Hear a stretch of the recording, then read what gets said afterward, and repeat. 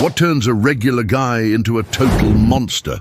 Why do some leaders want to control everything, even if it means hurting millions of people?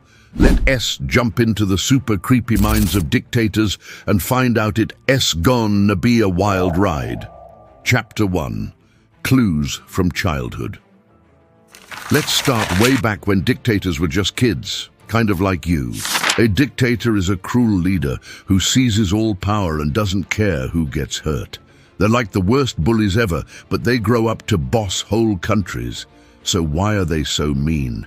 Well, lots of dictators had tough childhoods that made them angry inside. Adolf Hitler, he's one of the worst dictators, wanted to be an artist when he was young. But he got rejected from art school in Vienna not once, but twice. That made him so mad, like when you want something but can't have it, and it just burns inside you. Another dictator, Joseph Stalin, had a hard time too. His dad was super mean to him, and his family was really poor, so the kids picked on him a lot. Those tough times made them angry and cold, and that anger grew into something dangerous when they got older. It's kind of sad, but also really scary, right? Those early struggles planted bad seeds that turned them into monsters later on. Chapter 2. They love power. Now let's talk about something dictators can't get enough power. Dictators love being in charge more than anything. They want everyone to listen to them, like a teacher saying, "Do this, do that." If you don't obey, they get super mad. People who study brains, called psychologists, say this happens because dictators need to feel really important. Deep down, they're scared of not being the boss, kind of like a kid at school who acts bossy because they're afraid no one likes them. That fear makes dictators do bad things to stay in control. They make strict rules like saying you can't even talk about them in a bad way, or you're in big trouble.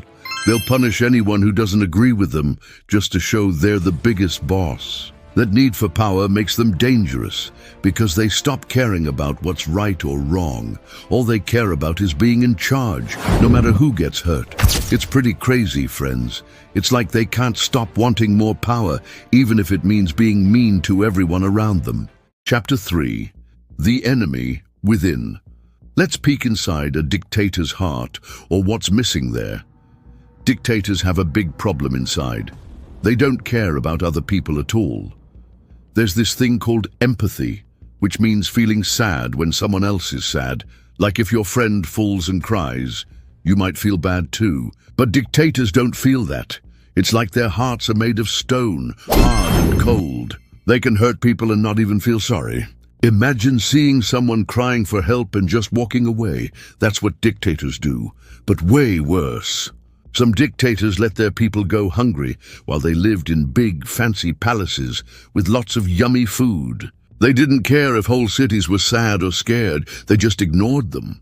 That's because without empathy, they only think about themselves. It's one of the scariest things about them, because it means they can keep being mean without feeling bad. They can start fights or make unfair rules, and they don't even blink. It's super creepy, friends. It's like they don't have a heart at all, and that lets them do awful things without caring. Chapter 4. Real Psychology Breakdown. Let's get into some real brain sciences, not too hard, I promise. People who study brains, called psychologists, say dictators often have something called narcissism. That's a big word, but it means they have a huge ego, like thinking they're the best. Narcissists believe they're better than everyone else. And they get super mad if you say no to them.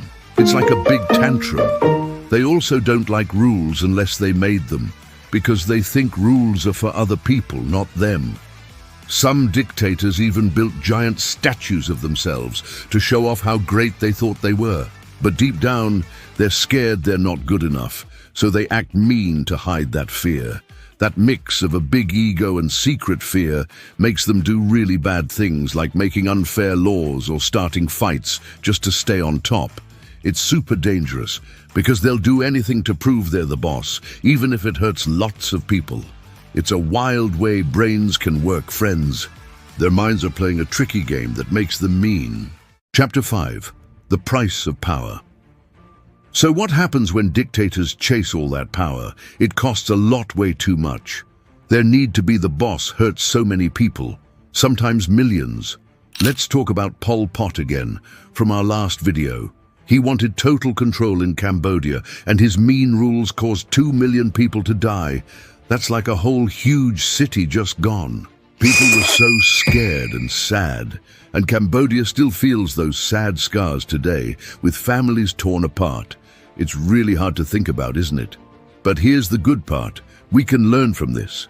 If we spot those bad dictator traits like being too bossy, not caring about others, or having a big ego, we can say, nope, not okay. We can be brave and make sure our leaders are kind, not mean. That's why learning about history is so important. It's not just old stories, it's a big lesson for us. We can use what we know to make the world a better place today, so no one has to suffer like that again. Let's be the good guys, friends. Wow. That's a lot to think about, huh? If this blew your mind, hit that like button and subscribe to Tyrant Tales for more history lessons. What's the scariest dictator's trait you learned about? Tell us in the comments. We can't wait to hear from you. That's the creepy psychology of dictators. Pretty wild, right? If history teaches us one thing, it's that power can turn people into monsters.